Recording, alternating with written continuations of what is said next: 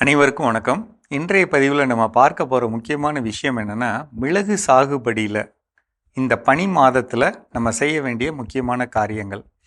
பொதுவாக என்ன நடந்திருக்கும் அப்படின்னா, இந்த மழைக்காலம் முடிஞ்சதுக்கப்புறமே மண்ணில் இருக்கக்கூடிய ஈரம் காயும் போது, மண்ணில் ஈரம் அதிகமாக இருக்கிறப்ப பெருகி இருக்கும்.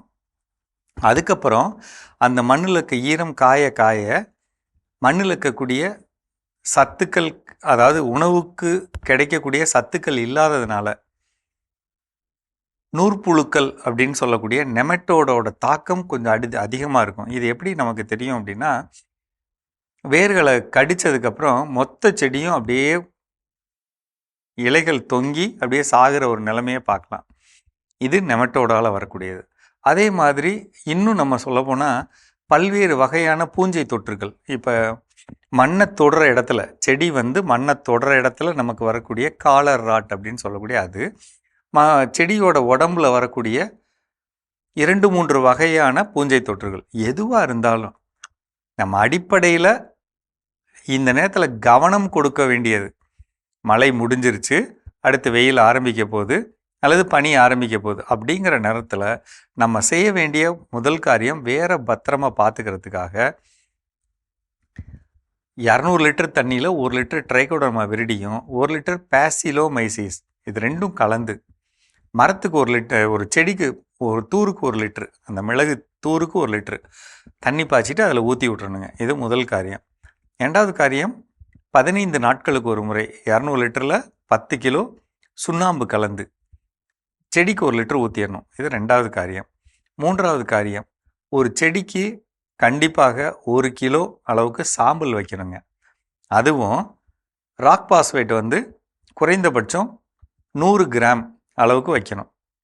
இந்த காரியம் கண்டிப்பாக செய்யணும். இது கூட மக்கின தொழு உரம் வைக்கலாம், அல்லது மண்புழு உரம் வைக்கலாம், இதெல்லாம் செய்யலாம். பட் அது ரொம்ப முக்கியம்.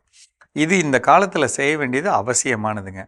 அதே மாதிரி பயிர்களோட உடம்புல இந்த நேரத்தில் சாறு உறிஞ்சும் பூச்சிகள், முக்கியமாக அஸ்வினி, தத்துப்பூச்சி, இதெல்லாம் கடிக்க ரொம்ப வாய்ப்பு இருக்குங்க. இது என்ன செய்யும்னா, இலைகளோட சாறு அப்படியே உறிஞ்சி அதோட அமைப்பு பார்த்திங்கன்னா ஒரு உங்களுக்கு இரட்டிப்பாக பிரச்சனை இருக்கிற மாதிரி காட்டும். அதாவது சத்து குறைபாடு இருக்கிற மாதிரி காட்டும். ஆனால் பிரச்சனை என்னென்னா, நமக்கு பூச்சிகள் கடிச்சிருக்கும். அதனால் இந்த காலத்தை பொறுத்தவரை 2க்கும் கவனம் கொடுக்கணும்.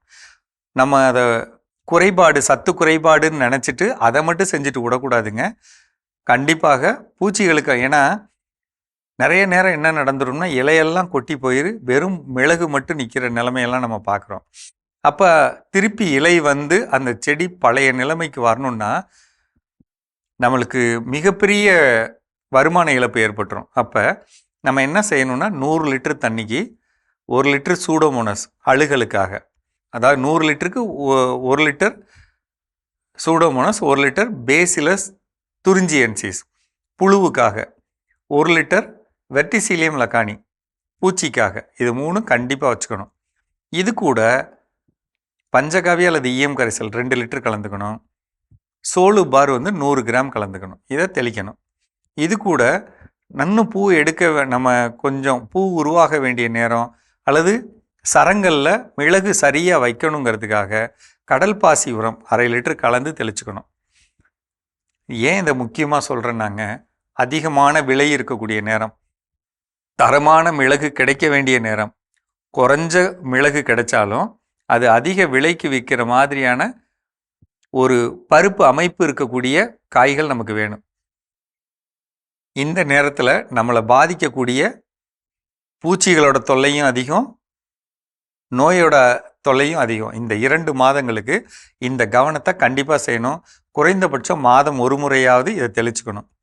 இது மிளகுல ரொம்ப முக்கியங்க. கீழே தரைவெளியில் ட்ரைகோடர்மா விரிடியும் பேசிலோமைசிஸ் கொடுக்குறோம், மேலே இதை தெளிக்கிறோம். இது இல்லாத செடி தூருக்கு வேணுங்கிற சத்துக்களை முறையாக கொடுத்துக்கணுங்க. தண்ணீர் சரியாக இருக்கணும், மண்ணோட தன்மைக்கு ஏற்ற மாதிரி தண்ணீர் சரியாக இருக்கணும், அடி உரம் சரியாக இருக்கணும். அது இல்லாத இப்போ நான் சொன்ன இந்த விஷயங்கள் இருக்கணும். முன்கூட்டியே வாங்கி வச்சுக்கோங்க. இதோட விலை வந்து 1 லிட்டர் வந்து ரூ. 200 210 தான். அதனால் அதிக செலவு அப்படிங்கிற மாதிரி நீங்கள் மனசில் நினச்சிக்கணும்னா கெமிக்கலை விட 10ல் 1 மடங்கு தான் அதோடைய செலவு இருக்கும். கண்டிப்பாக இது உங்களுக்கு லாபகரமாக இருக்கும். செஞ்சு பாருங்கள். மீண்டும் சந்திப்போம்.